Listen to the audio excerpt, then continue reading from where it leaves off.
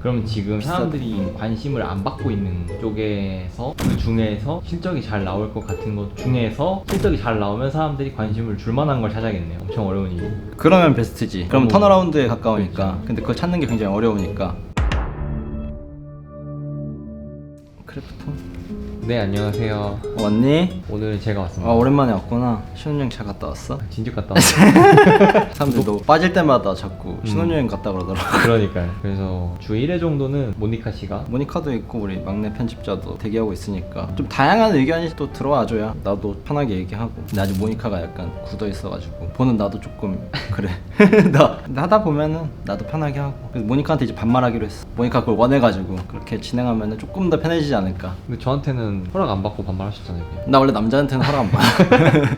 또 오늘 제가 긴급한 이슈를 들고 왔어요. 긴급해? 아시다시피 제가 1년 전부터 크래프톤. 크래프톤에 투자를 하고 있잖아요. 아, 그치. 비상장 크래프톤 주주였지. 그래서 요즘 행복한데 상장이 연기됐더라고요. 그러게. 지금 공모가 올린 거 보니까 37조, 38조 얘기하는 것 같은데 그대로 상장했으면은 대박 아니야? 아, 저는 네. 그치. 여기까지만 말할게요. 대박. 그 정도면은 거의 대박 치는 거였는데 조금 아쉽게 됐네. 근데 이런 걸 보신 적 있으세요? 그래도 10몇 년 동안 주식 하시면서. 이런 경우는 또 처음인 것 같다? 왜냐면 금감원에서 웬만하면 이런 거는 터치 잘 안 하거든. 근데 이번에 내용을 보니까 크래프톤이 이제 공모가를 산정하는 과정에 있어서 설명이 잘 안 된 것 같더라고. 결국 설득이 안 된 거지. 웬만하면 이제 IPO 과정에서 밑도 끝도 없는 얘기를 하진 않으니까 그렇죠. 대부분 그냥 이렇게 쓱쓱 넘긴단 말이야. 왜냐면 그 안에 이해관계도 상당히 많고 그거 처리하려 하니까 웬만하면 넘겨주는데, 그러니까 딱 지금 금감원이 선을 그어준 거지. 여기까지야. 이건 선 넘었다. 이거 선 넘는 것 같아 라고 얘기해 주는 것 같아. 사실 지금 IPO 시장이 불이 붙기 시작한 거는 작년에 이제 SK바이오팜부터 시작됐잖아. 장이 막 이제 그 정도로 좋진 않았으니까 SK바이오팜을 할 때 살짝 그 높였다고 높였는데 그 따상을 가네. 그래서 이제 그 다음에 이제 뭐 카카오 게임즈, 이제 빅히트, 뭐 SKIET 네. 이런 것들이 공모가 밴드를 계속 올리면서 시도했는데 다 성공했잖아. 네, 슬금슬금 올렸죠. 그러니까 이제 와 되나보다 지금 분위기 탔나보다 해가지고 이제 크래프톤이 그럼 우리도 이제 막 물들어져 노셨자 이제 이래가지고 이제 막 그런 건데 이제 멀리 갔다 이거지. 아, 좀 선을 넘었다.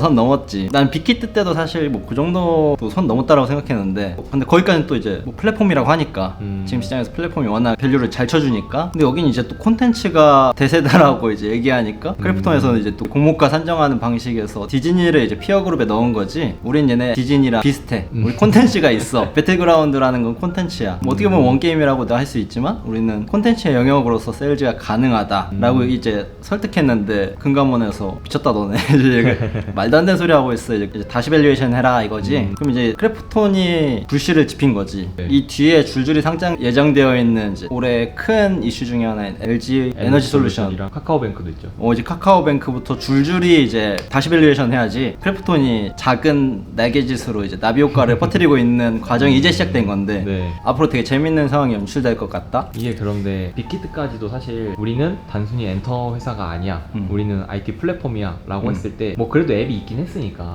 그치. 어느 위버스라는. 정도 눈에 보이는 게 있었잖아요. 근데 크래프톤은 제가 주주임에도 불구하고 얘기를 하면 솔직하게 말해서 디즈니 좀 너무 가지 않았나. 공모할 때부터 사람들이 이제 워낙 언성이 높았으니까 네. 금감원 입장에서도 이제 그걸 신경 쓴 거지. 이걸 만약 통과시켰을 때 그 윗선에서 누가 책임질 것이냐 이제 그런 고민을 하다 보니까 이제 안 돼. 대중들의 여론이 그만큼 중요하다. 그 사람들이 이렇게 목소리를 낼 필요가 있다. 사실 이 IPO 시장이 되게 어떻게 보면 불공평한 시장이거든. 완전 기울어진 운동장이죠. 왜냐면은 상장 첫날에 물량을 받아주는 건 개미들이거든. 우리 같은 이제 일반적인 투자자들이 그 물량을 받아줌으로써 그 안에 속해 있는 많은 이해관계들이 차익 실현을 하고 나오게 되는 찬스를 갖는 건데, 그래서 이러한 형태가 나는 진작 이루어졌어야 된다. 금감원이 진작 작년부터 했어야 되는 행보인데 지금 이제 공모가 밴드에 거의 최상단에 올라와서 버블 이슈가 이제 나오기 시작하니까 커트하는 건데, 이 과정에서 그럼 최대 피해자가 누가 될 수 있느냐라고 이제 생각할 수 있겠는데, 그러나 개인적으로는 카카오 같은 지주사들 그 아래 이제 자회사들의 밸류에이션이 높게 지금 IPO 예정이니까 자회사들이 줄줄이 올해 하반기부터 시작해서 내년까지 쭉 이어져 있는데, 그 밸류에이션이 만약 할인율이 적용돼야 된다 말도 안 되는 밸류에이션에 금감원이 개입한다 라고 하면 카카오의 지주사로서 평가받던 그 밸류에이션들이 다시 할인이 되겠지. 크래프톤으로 시작했지만 어떻게 보면 과도하게 밸류에이션 돼 있던 기업들이 피해를 받을 수도 있겠다. 어쨌든 지금 이 유동성을 이용한 IPO를 기업들이 돈 땡기기용으로 많이 사용하고 있는데 사실 이거 진작에 잡았어야 된다. 그래도 좋은 방향이라고 생각해.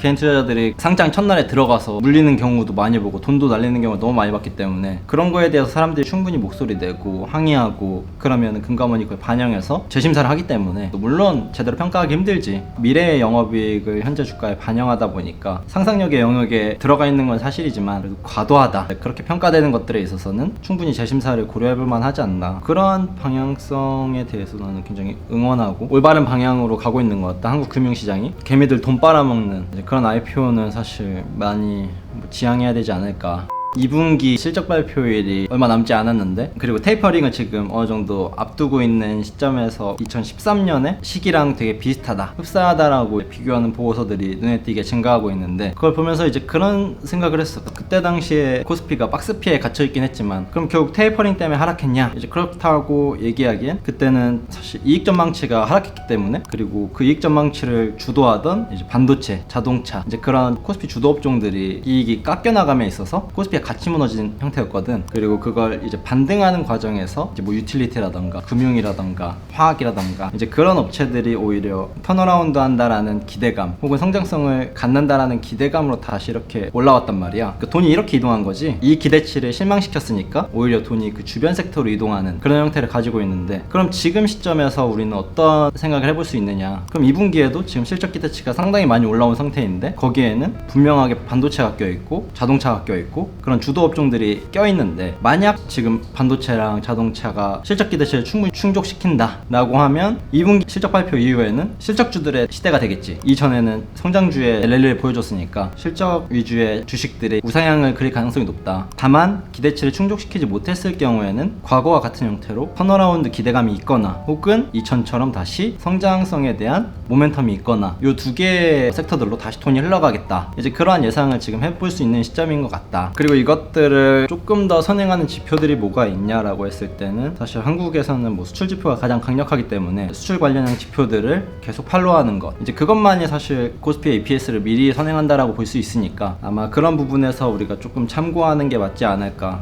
지금 계속 성장주랑 경기 민감주가 서로 주거니 받거니 하면서 오르고 있잖아요. 그런데 대표적인 가장 늦게 오르는 경기 민감주 중에 하나인 조선업이 그 신조선가 지수가 3주 연속 계속 오르고 있다고 하더라고요. 이것도 사실 굉장히 긍정적인 시그널인데 근데 또 2차전지 쪽에서도 삼성 SDI가 이번에 최초로 배터리 부분만 빼서 봤을 때 흑자 전환 2분기 예정이고 계속 좋은 뉴스 나오고 이게 진짜 어려운 것 같아요. 도대체 어디에 나는 지금 돈을 넣어야 되는가. 결국 그러한 주식들이 중요하다라는 것에는 나는 변함이 없다라고 보지만 어쨌든 실적과 상관없이 지금 돈의 흐름에 맞춰서 주식시장이 움직이고 있잖아. 미래 10년, 20년 뒤의 성장성을 현재 주가에 반영하는 그런 시대에 살고 있는데 그래서 그러한 밸류에이션에서 유리한 위치에 있는 포지션을 잡을 수도 있고 혹은 실적을 실제로 잘 내고 있는 지금 저평가지만 실적을 잘 내므로써 미래에 프리미엄을 반영해주지 않을까. 그런 식으로 포트폴리오를 어느 정도 섞어볼 수 있지. 방금 얘기한 뭐 그런 조선, 2차전지 그런 주식들은 장기적으로 투자함에 있어서 난 반드시 들어가야 되는 포트폴리오다. 시기를 어떻게 보느냐? 좀 그런 차이도 있는 것 같고.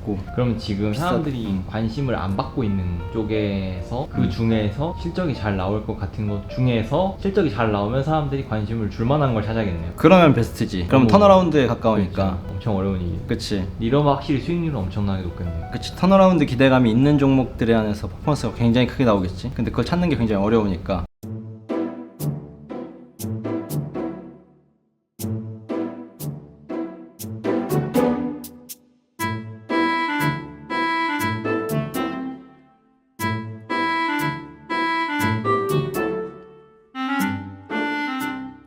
그러면 그 정도는 못 찾겠어. 근데 또 지금 주식 투자 안 할 수 없잖아요. 그러면은 경기 민감주나 성장주에 그냥 적당하게 분배하고 기다려라. 경기 민감주 안에서도 분류해 볼 수 있겠지. 네. 앞서 우리가 분석하기로 했던 수출량 지표를 보고서 수출 지표가 괜찮다라고 하는 섹터 안에서 우리가 주식을 집어넣을 수도 있는 거고 다만 경기 민감주에 속한다 그래서 전부 다 실적이 좋을 거다 이런 발상은 조금 위험하지 않나? 실적이라고 하면은 분명한 근거가 있는 실적이 되어야 될 테고 성장주라고 한다 그러면 성장주 섹터 안에 속해 있지만 하지만 뭐 방금 얘기한 삼성 SDI처럼 흑자 전환을 한다던가 그러한 이슈가 있는 게 훨씬 더 포지셔닝에 유리하지 않을까. 현재 시점에서는 막연한 성장주, 막연한 경기 민감주보다는 조금 이런 디테일을 체크하고 포트폴리오를 구성하는 게 더 괜찮을 것 같다. 이게 지금 코스피가 3,400을 돌파했는데 엄청 역사적인 거잖아요. 근데 그치. 주변에 많이 돈 번 사람은 없어요. 그치, 편향되게 움직이니까 주식시장은 코스피가 5천가도 똑같을 거고 주도하는 업종은 소수이고 그 아래 업종들은 그거에 발맞춰서 뭐 한 바퀴 선순환하겠지만 그걸 만족시킬 만한 숫자가 되진 않을 거다. 5천이나 갔는데 5천이나 갔는데 내 주식은 뭐 한 30% 20% 올랐네. 그게 주식이다. 소수의 업종이 사실 주도하고 실제로 뭐 5천 4천을 가더라도 똑같을 거다. 코스피 시가총액이지 뭐 100위 안에 있는 그 안에서 뭐 결정이 나겠지. 그래서 그 안에서 어떻게 큐레이션 하느냐, 그 정도가 수익률을 되게 극대화시키는 포인트가 되지 않을까.